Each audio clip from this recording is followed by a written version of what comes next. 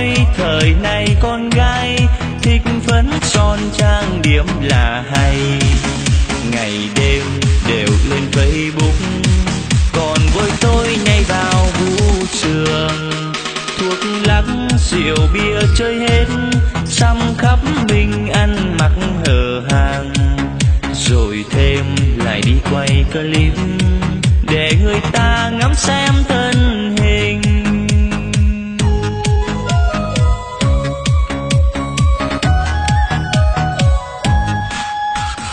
Rồi cặp với đại gia bao đêm ăn chơi tiêu xài, đi chơi là phải mua áo đẹp, hộp xoàng đeo em tỏ ra em giàu sang.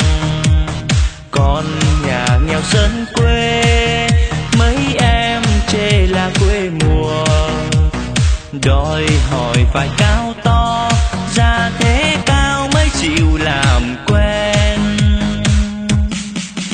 Ăn uống thì samba muông để giữ cho dáng đẹp hình thon, ngày đêm đều khoe ánh nóng để người ta thích lại cho mình. Con gái thời này như thế, sơn móng tay tóc để vàng hoe, rồi xong lại đi tự sướng chụp hình cho mấy anh soi hàng.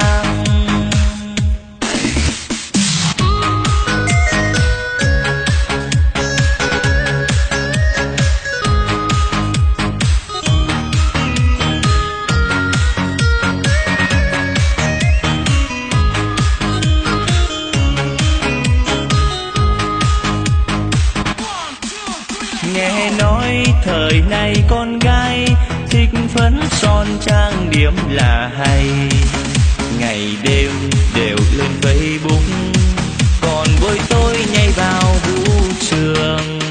Thuốc lắc rượu bia chơi hết, xăm khắp mình ăn mặc hở hàng, rồi thêm lại đi quay clip để người ta ngắm xem thân hình.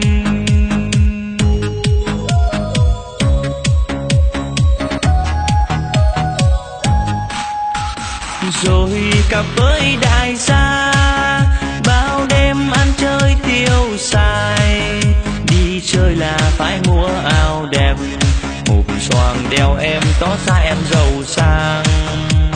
Còn nhà nghèo dân quê mấy em chê là quê mùa, đòi hỏi phải cao to ra thế cao mới chịu làm quen.